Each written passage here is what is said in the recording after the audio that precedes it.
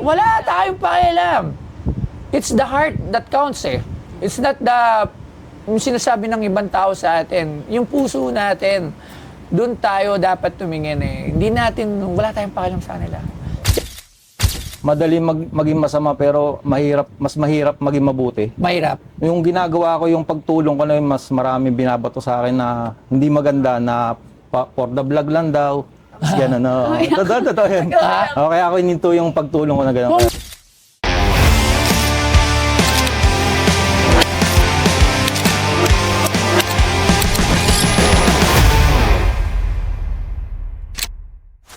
Lagay ka. Okay. Hoy! Nakita mo, oh. Mga tatuan. Mga masasamang, alam mo, mga tatu, may tatu masasamang tao. Hindi oh. Uy, baka sabihin ng iba. Okay, pwede ko ba sabihin nyo, damdahin ko tato, syempre. Paano sila maniniwala? Nakita ko po tato. Hindi. Yun lang, kahit nung isang araw lang may napanood ako, yung ano, yung isang ano, epal yung sabi, yung Yung ano. mata niyo po, tinatuan? Tattoo ko. Or Si Solar Boy yan. lens? Hindi, tattoo yan. Meron yung isang araw yung nag-viral yung lalaki na sinabi yung madumi-dumi yung mga tattoo. Yung lalaki siya, lalaki, di ba? Sinabi niya, ano, mami ba tattoo? Nasa, Okay lang. okay lang, wala tayo pa. Wala akong pakialam din kahit masabihan ba tayo ng kahit ano, dahil mas kilala natin yung sarili natin. At hindi tayo pwedeng ibase dahil sa may tattoo. Alright, so anong sadya nyo dito dalawa? Wala akong tattoo shop dito. Ito boss, kasi Ano yan? pagkakalam ko medyo into ka sa bike eh. Ay, oo. Gusto ko sana ibenta tong bike ko. Oo. Bike ni Solar Boy. Bike ni Solar Boy.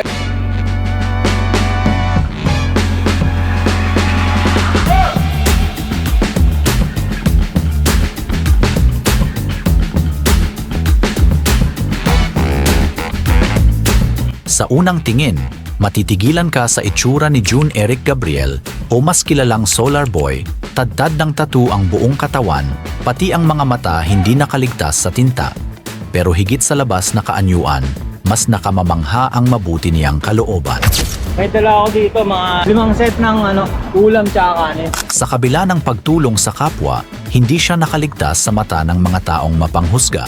Marami pong comment sa akin, nagbabash na gano'n. Sabi niya, ano na yan, demonyo na yan. Tao ba yan? Tao pa ba yan? Sa kasamaang palad ito ang nag-udyok sa kanya na tumigil sa kanyang mabuting gawa.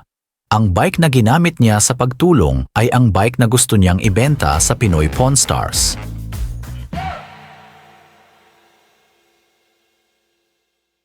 Ano yan, Pixie? Fixie bike boss. Pixie bike. Oh, ano naman ang special dyan sa Pixie bike mo? Ito kasing bike na to boss, ito yung dito nagsimula yung journey ni Solar Boy eh. Oo. Bilang si Solar Boy dito nagumpisa na dating tattoo artist, nagplan na mag-bike vlog. Lalagay mo to. So, Bike vlog. Oh, para kasi ano, yung isa parang nagtattoo na maraming nagbabike din. Hindi, isa pa. Yung tinaga ko, yung... Siplar. Oh, yung ano, yung kinollout ako. Si Dead Newma, tropa rin yan. Hinahamon ako na, pero alam ko naman na ano lang yung joke lang. Kaibigan natin lahat yan sila. Okay, sige. So anyway, yun boss, ito, nag-start ako mag-bike is pandemic days. Doon So, naman bike- lahat nag-start halos. pandemic bikers ako. So, una kong naisip is mag-bike na lang para sa pang-travel. Kasi yun din Pang-travel. talaga yung madaling pang-exit eh. Unlike sa mga motor, kailangan pa ng mga pass. Oo, hindi. So- Talaga nagsimula ang bike craze ulit, lalo na yung mga bike na ganyan, noong pandemic. Kasi nga, yun yung means of transportation natin, yung pinapayagan, di Yun, ba? ganun yun. So, marami talagang nagbike ng mga Pixie. Okay. So, bukod doon, anong kwento ng bike na yan? Ito kasing bike na to boss, ito nga yung naging naisip ko na Ano ba gawin. yung vlog mo dati? Bike lang, talagang nag-tour lang, Oh boss, kasi travel? nung time nung pandemic, hindi na pwede mag-tattoo eh. Yung close contact sa bawal, tao. So bawal. naisip kong mag-bike vlog ako. So Bike ito yung vlog. ginawa ko. Then ginawa ko yung pag-bike vlog na namimigay ako ng tubig tsaka pagkain tuwing tanghali. Doon ako napangalan ng Solar Boy. Oh! Yung araw namimigay Tinik yung araw. Kasi yun, alam kong uhaw yung tao eh. Tsaka gutom talaga eh. Nung panahon na yun, yung pandemic na yun. Maraming So, nangangailangan. namimigay ka. So sa maliit na bagay, kahit papaano, tulad na sa itsura ko, sa itsura natin, para kahit pa paano mabura yung, alam mo yun, yung Na hindi tayo puro kabalbalan lang ang alam or katarantaduan or galing sa loob. Na laging, alam mo yung pagkakamalan ba? Pero sa mga ka-age natin, sa mga, yung mga junior, alam na nila yan eh. Na yung tattoo is a form of art. Siguro yung mga talagang mga oldies na, yun yan, iba yung dating, di ba? Pero ngayon, tanggap na naman tayo ng society. Yung iba siguro, yung mga nagmamalinis-malinis, alam mo, minsan, totoo lang ha. Yung mga nagsasabi ng ganyan, yung mga, hindi natin alam kung ano talaga yung mga baho nila, di ba? Kumbaga, may masabi lang. Pero yung sa mga iba naman na medyo open-minded na when it comes to an art. Kasi tattoo is an art. Yan, hindi naman siya nagpatato ko. Lalo na, ako kasi mga tattoo ko may mga meanings din. So, nagpapatato ko ng isang bagay kasi talagang part siya, di ba? So, may magandang pangyayari, may may magandang pangyayari. Meron kang something na manaalala, di ba? Mga pangalan ng jowa. Yun ang huwag niyong gagawin. Kasi pag naghiwalay, tatakpan niyo yun. Over up. Magpapalagay ka ng ano. Wala, di ba? Kaya nga ayoko, Labs. Kasi ayoko, malas daw. Totoo ba yun? Malas ba ang... Hindi. Madami akong ano niya, may mukha niya, may mata niya, may pangalan niya. O, ilan taon na kayo? 12 years. O, 12 years, masyado pa maiksi yan. Hindi. Married na. Hindi, meron kasi mga ganun daw talaga. Kahit married. Meron din ganun. Meron ganun. So, okay. Hindi, ano lang naman, siguro jinx lang. Parang iniisip lang nila na jinx. Pero syempre, kung hindi mo isipin yun, hindi yun mangyayari. Pero syempre, kumbaga parang lagi ka lang isipin na, may tattoo. So, wag na lang magpatato. Kasi hindi naman kailangan pa, dahil nasa puso ng mga italabs. Yan ay matatandaan. Alright. So, magkano mo naman yan binibenta? Ay, ngayon, nagbabay ka pa. Nagbabike ako, meron pa akong mga bike doon. Pero ito kasi nakilalang pinaka-bike talaga ni Solar Boy. So, tuloy pa rin yung pagbibigay mo ng konting tulong sa Siguro mga behind the camera na eh. Tsaka hindi ko na maasikaso kasi may mga Tattoo business shop na rin na. May tattoo shop din ako. Yun nga, kasama ko si Boss Day ng Flip. Si Dane, sa Oh, Flip. Doon sila. Flip po. Nung opening, no? Saan ba ulit located yun? Sa Tomas Morato. 190 Tomas Morato. Alright. Anong pa sa Flip Soul pala? Ano? Solar X Flip. Solar X. Boy Tattoo Shop X Flip. X Flip. Alright. So, magkano mo naman binibenta yan? Ano ba yung pixie na yan? Tingnan ko nga, ano yan? Carbon ba yan?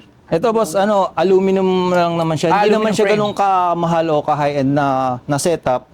Actually, nasa ano lang siya, ang pinaka-bike build ko dito, cost niya is 36,000 lang. 36,000. Pero maangas Kaya naman, nagkaroon na rin, iconic na rin to. Kumbaga sa aming mga nagbibigsi, nakilala na rin siya. Magkano mo naman binibenta yan?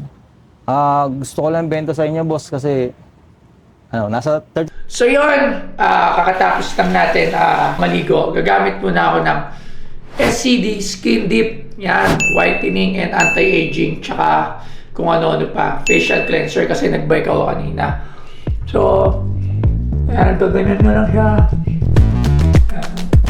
Para mawala yung mga dumi-dumi na na-absorb sa pagbabike kanina.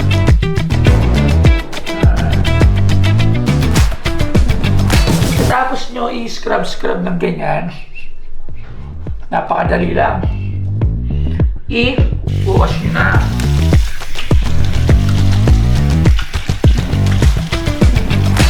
Tapos kukuha kayo ng towel to pat dry. So kukuha tayo ng towel. Pat dry natin siya.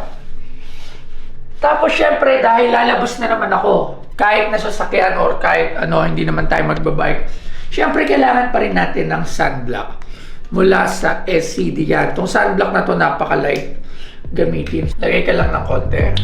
Yan. Tapos igaganyan mo lang siya. Para paglabas mo, protektado ka sa mga masamang elemento na binibigay ng araw.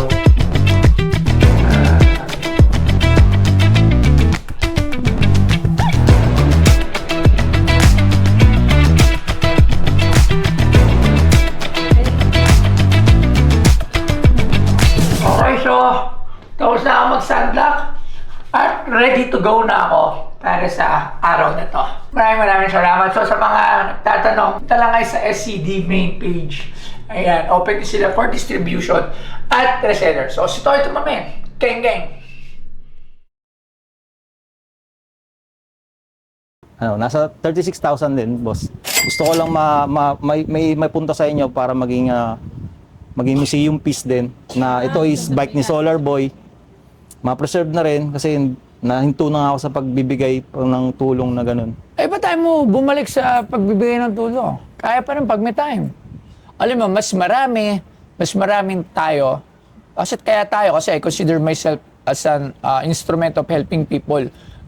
Kumbaga, instrumento tayo.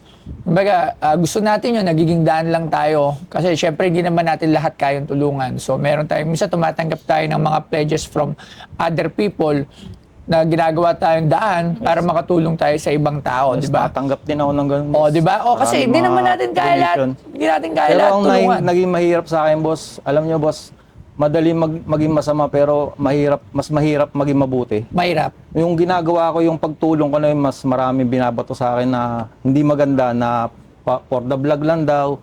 Yan ano. Totoo yan.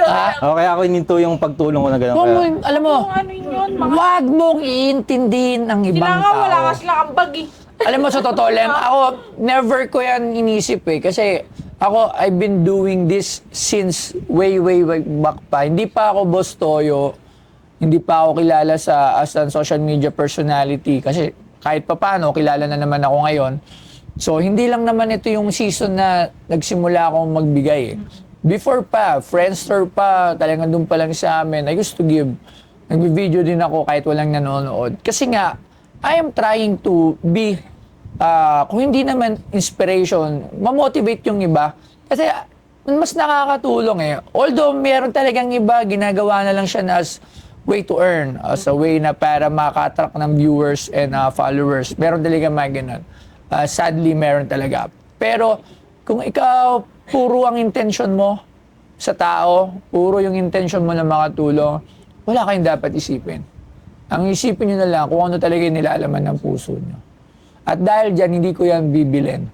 Gusto ko magpatuloy ka and bibigyan kita ng kahit pa paano 10,000 to give. Gamitin mo yung bike mo. Gusto ko may makita akong vlog. Gamit mo yung bike mo na yan. Na namimigay. Ipakita mo sa tao wala tayong pakialam. It's the heart that counts eh. It's not yung sinasabi ng ibang tao sa atin. Yung puso natin, doon tayo dapat tumingin eh. Wala tayong pakialam sa kanila. Kasi at the end of the day, at the end of our life, di ba, harap naman tayo sa taas at hindi naman sila yung harapan natin. Di ba? Ang harapan natin, syempre, kung sino man yung Diyos natin. We have a different God. Pero at the end of our lives, papunta pa rin tayo doon. At siya ang nakakalam kung ano ba talaga nilalaman ng puso natin. At kung sincero ka, at totoo ka, well, tatanggapin ka. Di ba? Tatanggapin ka sa karyan na wala lang kalungkutan, wala nang bash. Lahat puro kasayana. Okay? Di ba? Hindi. Ano lang ha? Totoo lang. Huwag kang tumigil. Hindi ko bibili niyang bike mo. Keep it siguro sa susunod pang panahon. Baka mas marami pa. Malay mo, ma-feature ka pa sa ibang mga television show. Di ba?